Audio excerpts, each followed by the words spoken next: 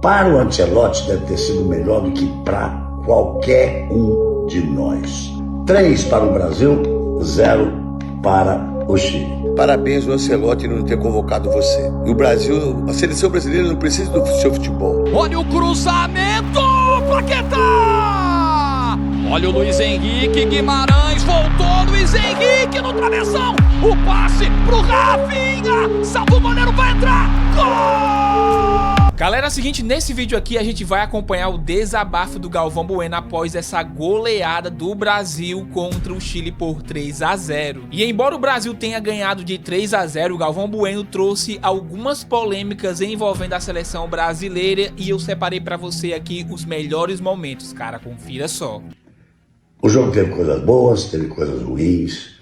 O saldo final acho que é positivo, mas não com uma apresentação de jogar futebol.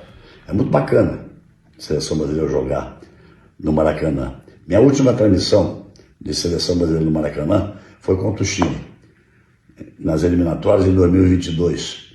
No meu último ano de Globo, foi 4 a 0 contra o time dos caras, aqueles caras dos craques. Agora o Brasil jogou contra uma seleção alternativa, com muitos jovens, o técnico era do Sub-20, então 3 a 0 não quer dizer muita coisa. Mas para o Ancelotti deve ter sido melhor do que para qualquer um de nós. Porque ele está buscando conhecer mais os jogadores para formar a base de um time. Imagina, esquece o jogo com a Bolívia, que eu falo no final. Isso é uma encrenca danada na próxima terça-feira. Depois, para aproveitar os amistosos desse ano, espero que assim seja, para na virada do ano já ter uma base, não só uma espinha dorsal, mas uma base de time. E aí ele vai fazendo as mexidas de jogos, ou mexidas necessárias, por contusões, ou qualquer outra coisa. Porque, vejam só, a Argentina está classificada. Argentina, Brasil, Uruguai, Equador, Colômbia e Paraguai. Esses 6 já estão na Copa do Mundo. Venezuela tem 18 pontos e Bolívia que estão 17, vão brigar por uma última vaga para repescagem. E o Brasil vai jogar lá no alto da montanha contra a Bolívia. Volto a falar isso daqui a pouquinho. No jogo de hoje, uma coisa curiosa. A Argentina meteu 3 a 0 no seu adversário jogando em casa. O Uruguai meteu 3 a 0 no seu adversário. A Colômbia meteu 3 a 0 no seu adversário. O Brasil meteu 3 a 0 no seu adversário. Deve ter sido um joguinho meio que assim, não vem que eu não vou, entre Paraguai e Equador, porque com o empate de 0 a 0, os dois acabaram confirmando a ida para a Copa do Mundo.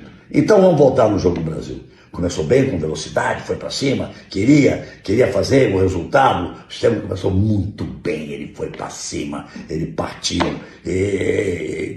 Ancelotti vai ter que ficar muito de olho nele. Ele começou a titular agora e pode estar no time base da seleção brasileira.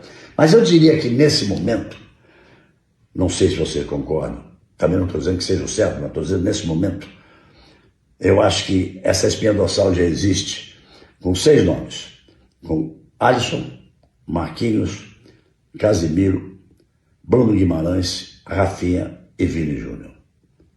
Aí faltam 5 vagas, 2 laterais. Isso não se desculpe, porque pode até ser esses 2, mas não tem nada definido. Um quarto zagueiro. Aí a briga vai ser lá na frente. A briga vai ser lá na frente, porque, volto a dizer, que o Estevão vai dizer assim, eu fui para cima, eu fiz um golaço de meia bicicleta, eu fiz o que o senhor quis, eu dei velocidade, eu parti pela direita, eu parti pelo meio, eu parti cortando no facão, eu chutei em gol, eu passei, eu dei trabalho para eles. Tudo isso é verdade. Mas, no segundo tempo, o time estava caindo no marasmo ali, aí entrou o Luiz Henrique. Entrou voando. Olha, eu acho que com condições físicas até melhores do que o tempo que ele saiu do Botafogo, onde já jogava muita bola, jogou sempre muita bola por onde andou. Mas entrou voando. 2 bolas dele podiam entrar, foram 2 toques de 2 jogadores, né? Um do Paquetá, outro do Bruno Guimarães, mas ele fez as jogadas, ele botou para cima, ele foi para cima, ele correu. Então esse é outro que o Ancelotti vai ter que ficar de olho. E aí ele vai começar começando a montar esse time. Acho que esse foi o lado mais positivo. A fotografia tirada no final do jogo com todos os jogadores, com toda a comissão técnica, com o Ancelotti no centro, aquilo mostra que todo mundo estava satisfeito com o resultado do jogo e já existe sim uma espinha dorsal de time, que são esses jogadores que eu acabei de citar. Agora vamos para terça-feira, Bolívia. Antes a gente descia em El Alto, pegava um ônibus da seleção, a gente pegava um carro e descia 500 metros para jogar em La Paz a 3.600 e pouco. Agora o estádio é lá em El Alto, a 4.150. A gente de brincadeira diz que lá o avião não aterrissa, ele estaciona. O que será que o Ancelotti vai fazer? Vai preservar alguém que tem um pouco mais de idade, vai dar chance para a garotada voar, vai jogar com o time mais fechado, botar dois para ter velocidade no contra-ataque, como ele jogava no Real Madrid, pô, tira esses dois, bota os outros dois. O que será que ele vai fazer? Então, volto a dizer, não foi uma grande exibição da seleção brasileira, não foi nenhum espetáculo, mas ganhar de 3-0 é sempre bom. Meu último jogo de seleção brasileira no Maracanã, em 2002, nas eliminatórias, foi exatamente contra o Chile, era o time principal deles, e o Brasil ganhou de 4-0, depois ficou nas quartas de final da Copa do Mundo. Então, quem lucrou mais? O Ancelotti. E vamos ver o que vai acontecer lá em cima do morro. Que eu tenho que ser o Luiz Henrique quando saiu lá de Petrópolis, quando jogava com meus amigos, jogava leve, jogava solto. E também quando eu estava no hotel eu ajoelhei meu joelho antes da gente ir para a pré-eleição. Eu pedi a Deus que eu pudesse ser o Luiz Henrique do Vale do Carangola, que jogasse feliz, que ajudasse os meus companheiros e que também jogasse para minha família que tá aqui no Maracanã me apoiando. Então, graças a Deus, deu tudo certo. Temos que continuar com essa pegada, com essa vontade. O Estevão jogou água no Luiz Henrique.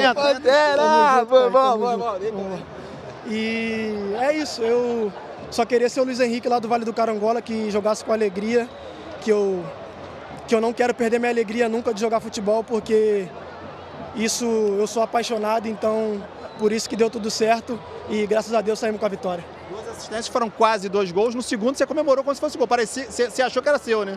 Sim, no primeiro e no segundo, o Paqueta ali foi muito bem, mas o importante é que eu pude ajudar ali a equipe com 2 assistências. Agora é seguir, porque temos mais pela frente. Você acha que foi uma boa apresentação para um Ancelotti que talvez não te conhecesse pessoalmente? Claro que conhecia o seu futebol, mas para quem não conhecia você tão bem, foi uma boa apresentação aqui? Ah, sim, claro, eu acho que foi uma boa apresentação.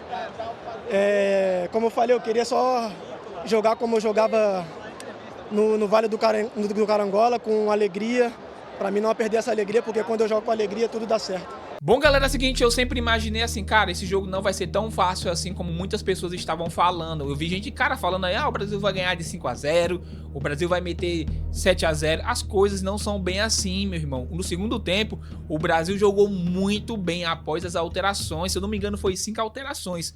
O Ancelotti mexeu muito. Cara, e após essas mexidas que o Ancelotti fez, o Brasil conseguiu mostrar um futebol que fazia tempo que a gente não via. Cara, Luiz Henrique entrou muito bem e o Lucas Paquetá, que participou de 2 lances ali.